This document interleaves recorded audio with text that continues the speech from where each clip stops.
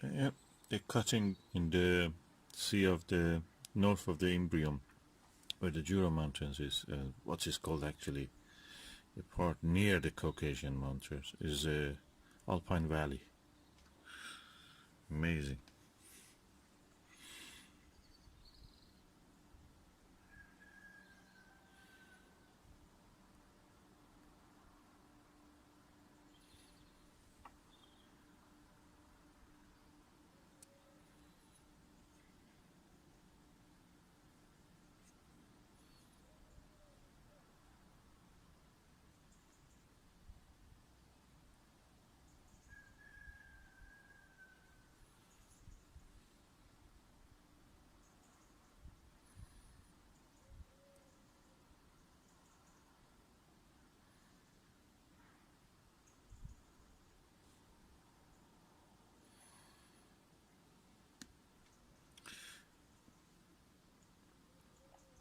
Yeah, this is lower part, so when you see the parallel dotted line as if parallel to that mountain, inward to the Sea of Rains, is where the Apollo 15 landed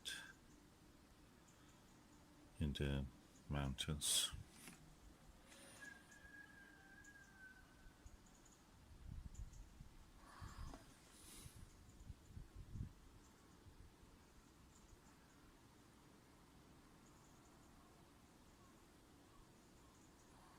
I'll try to zoom on down.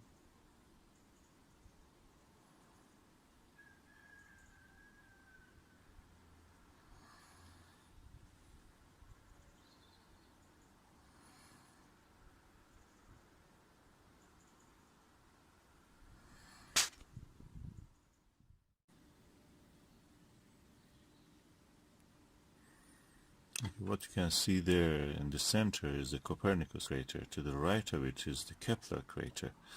And the dot, tiny dot to the right of that Kepler, near the edge of the white area, where the down to it a little lower is a black dot, that's Grimaldi. That tiny white dot is the magnetic anomaly called Rainer Gamma, or Reiner Gamma. As you can see, the thin layer of cloud exists in the sky. Is moving. It's mist practically. And yeah, the Italy-shaped area to the top is the Jura Mountains, and you can see a tiny dot also in the Jura Mountains called Plato, actually, crater Plato, the philosopher.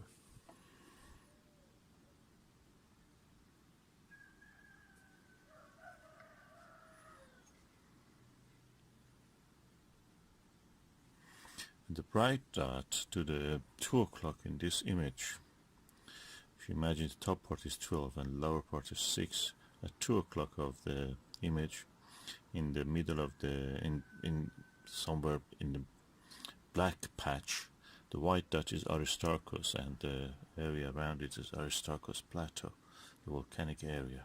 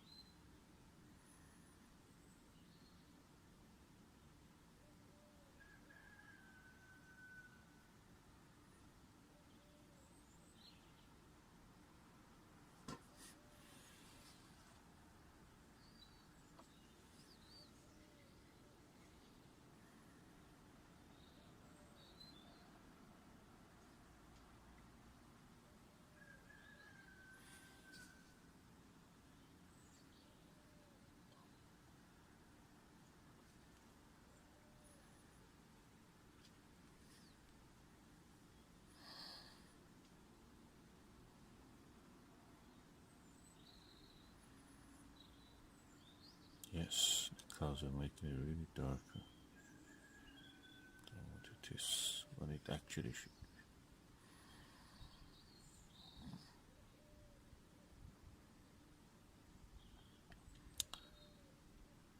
Yeah, and the circular feature, black circular feature on the top at 12 o'clock is the big black circle, is the Mare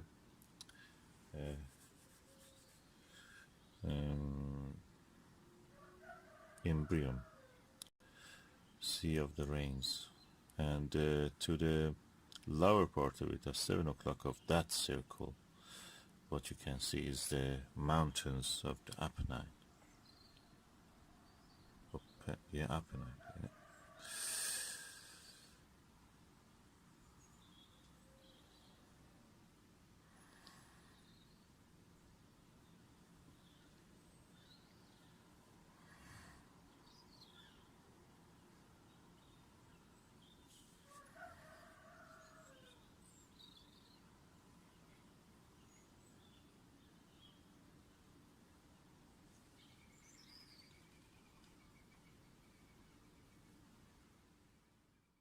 And the rugged area, which has something like a coffee bean shaped. There is no name, you will be surprised. But to the south of it, you see a tiny crater, and that is actually Huygens.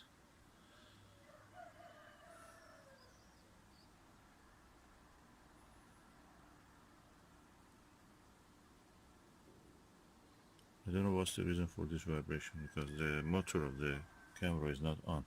Probably the movement causes the camera to try to focus again on it. Let me just see if I can put the focus on the manual.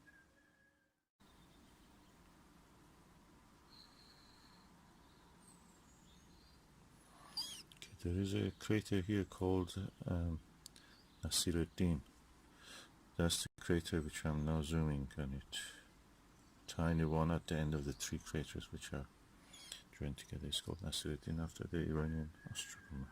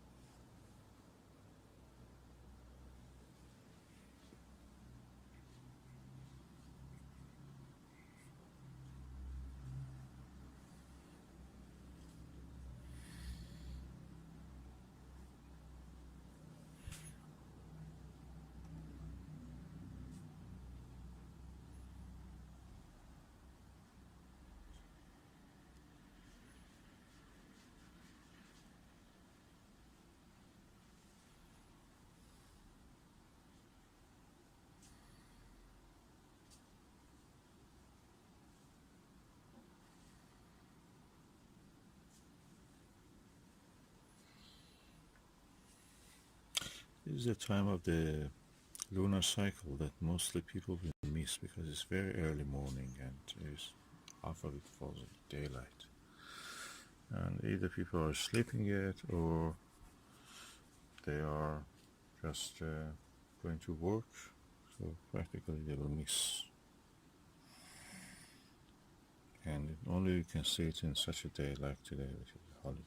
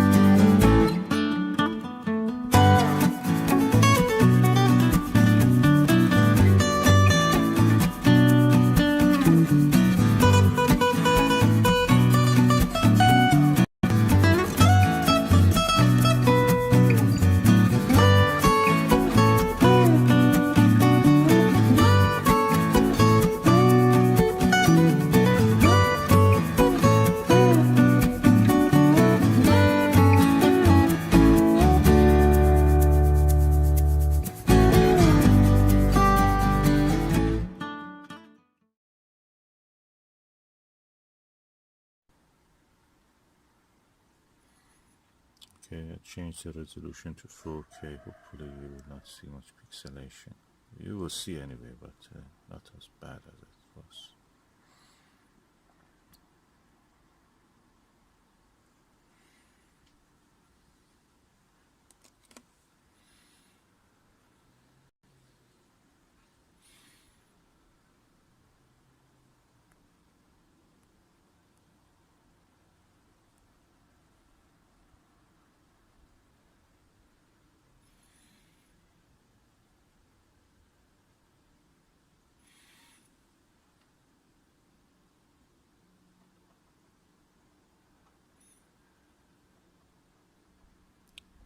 What you see is now passing the center of the picture, hopefully, is what is called as Aristarchus plateau.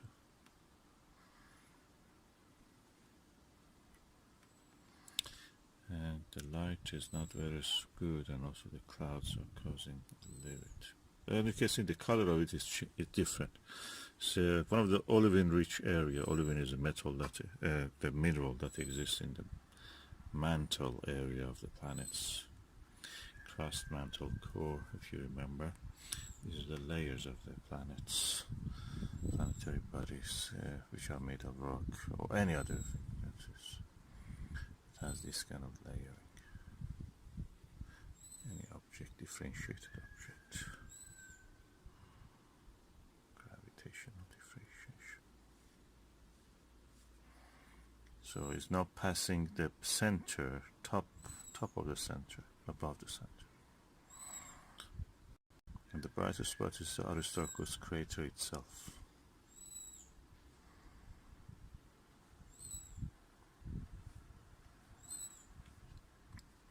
And to the lower part of the image you can see the Rhino Gamma. Oh, suddenly it became so clear. Try to bring it to the center. Yeah, it's now right dead center.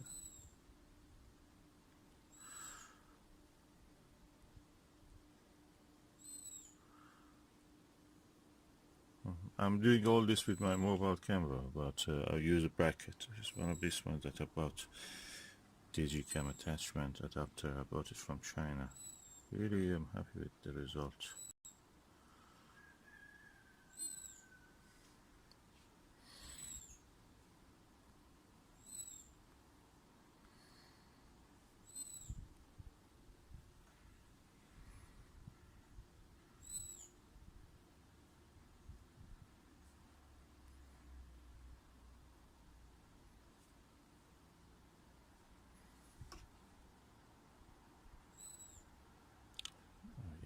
looking through the eyepiece directly.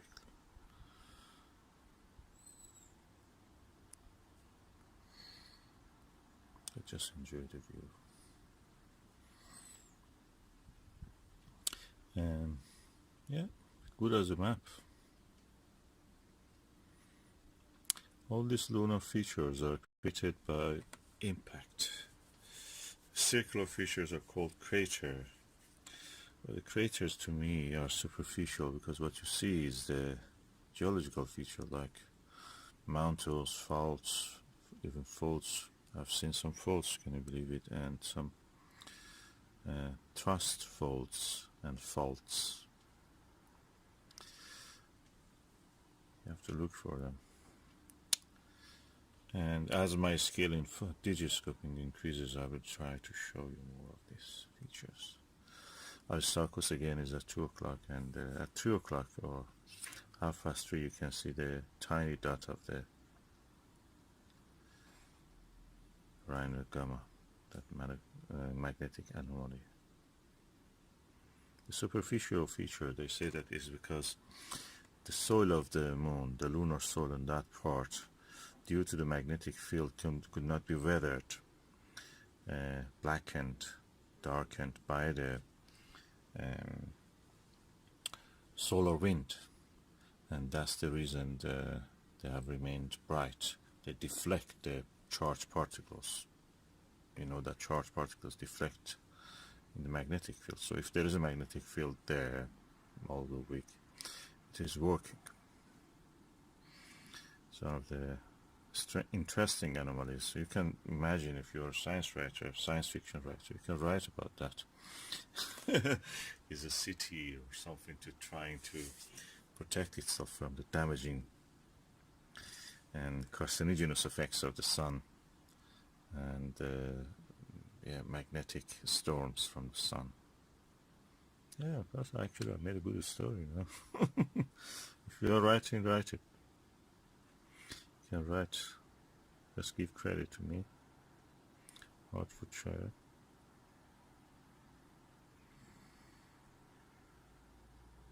Beautiful, magnificent Caucasus Mountains.